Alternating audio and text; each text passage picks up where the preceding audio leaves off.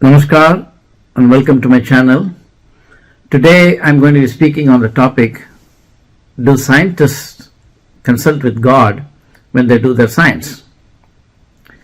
The question may appear a bit strange or even preposterous because it is normally understood that only religious people consult scriptures, which in every major tradition is taken to be revealed by God, either directly, as in the case of Bhagavad Gita as it is, or through his son or messenger, as in the case of Bible, Quran, Talmud and Torah and so on.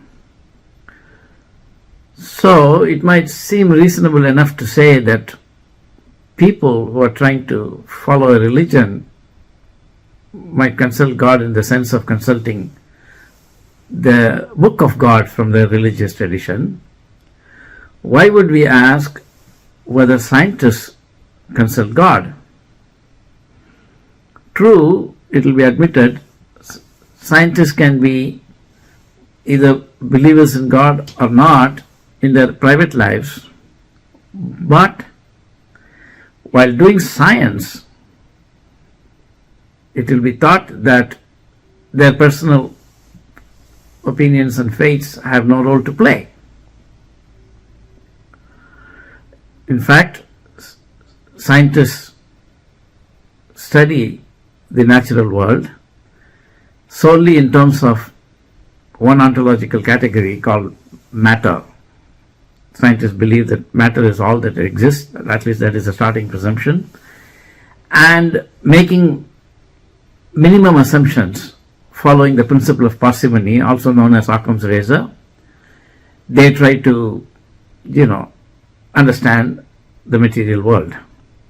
It may be asked in what sense scientists can be considered as consulting God while doing their science. Well, the scientists are not without their own book. Scientists study the material world, and they have called it the book of nature. Perhaps in response to the prevailing religious climate of the time, Galileo Galilei, one of the founders of modern science, said 5 centuries ago that the book of nature is written in the language of mathematics. And that is what the scientists are trying to study. Well, even accepting that figuratively or metaphorically, the study of the natural world can be called as a study of the book of nature, why would that be related to consulting God, especially when scientists make no assumptions about the existence of God or his causal agency in trying to understand the natural world? In 1939, in an address to theologians, Einstein said the following: "There is no room left in science for causes of a different nature. The rule of the divine cannot exist as an independent cause of natural events." This is a bit surprising because Einstein talked about the need for a new notion of causality in the context of quantum mechanics several years before this, in 1931. Our present way of applying the causal principle is quite superficial. Quantum physics has presented us with very complex processes, and to meet them, we must further enlarge and refine our concept of causality. But quite apart from whether God has created the material world and whether he has causal agency in the natural world or not, one can still ask the question, when it comes to the working of the material world, what is our best source for knowledge? The book of God or the book of nature?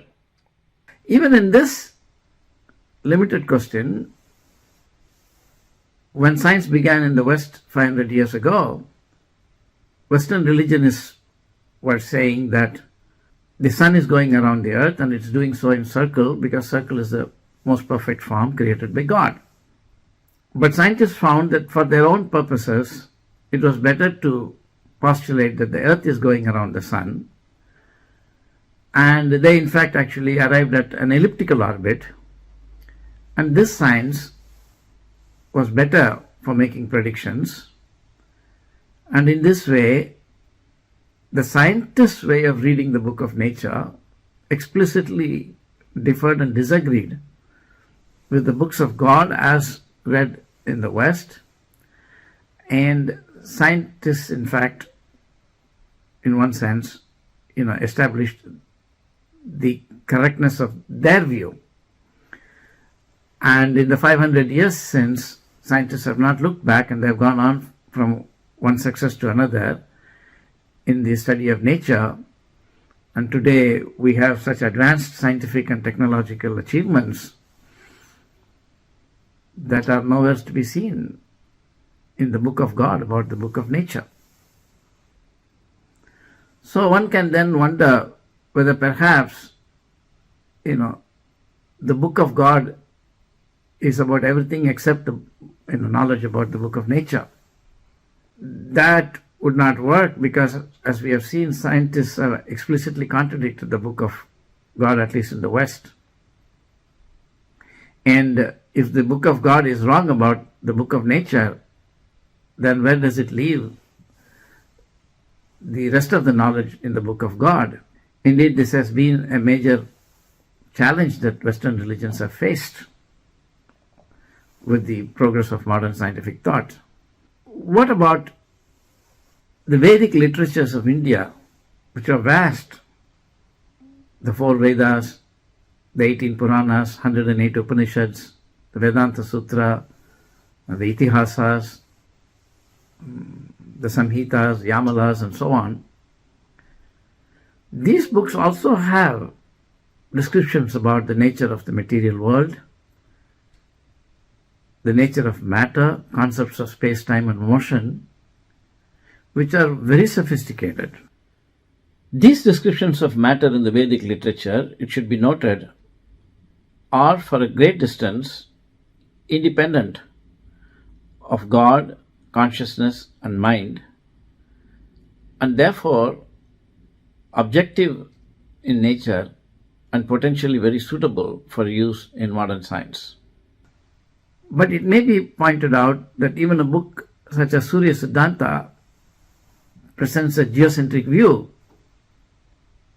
of the solar system, but actually the Vedic cosmology is much more complex and much more nuanced.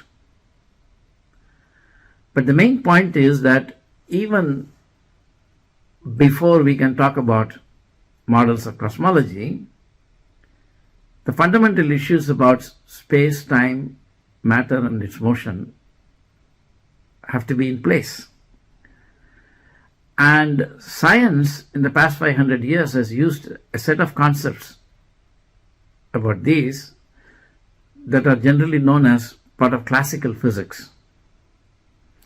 And with the arrival of quantum mechanics, the classical pictures of motion and concepts of matter have been decisively